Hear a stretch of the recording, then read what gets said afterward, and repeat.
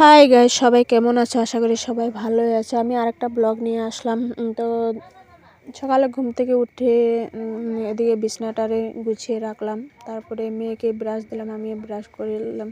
মেয়ে স্কুল যাবে, তাকে বলছি যে ব্রাশটা করে আসো।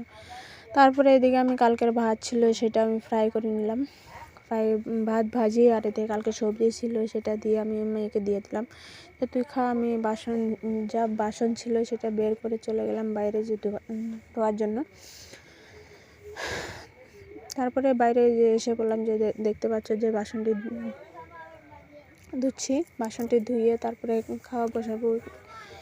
কেন যে দোকানে যাব, তো তার জন্য দোকানে যাওয়ার জন্য টিফিন নিতে হয় না, তার জন্য যে ভাতটা সকালে ঘুম থেকে উঠে ডিউটি লেগে যায়, যে কি মেয়েকে স্কুল দেওয়া, ভাত বানিয়ে তো যাওয়া, নাহলে দেরি হয়ে যাবে।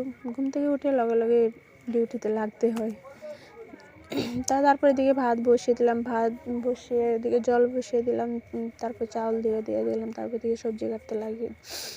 এদিকে দেখতে পাচ্ছ যে সবজি চিতে করলা আলু ভাজি, আর এদিকে বাঁধাকপি বানিয়ে। তারপর স্নান করে এসে রেডি হয়ে এসে পড়লাম। তারপরে এদিকে টিফিন প্যাক করে নিলাম। তারপরে আমি খাওয়ার জন্য বের করে নিলাম, অল্প খেয়ে তারপরে দোকানে চলে গেলাম। তো দোকানে দেখতে পাচ্ছ যে দোকানে এসে আমি কাজে লেগে গেছি। তো ব্লগটা কেমন লাগছে আমাকে জানাবে। হ্যাঁ, বাই।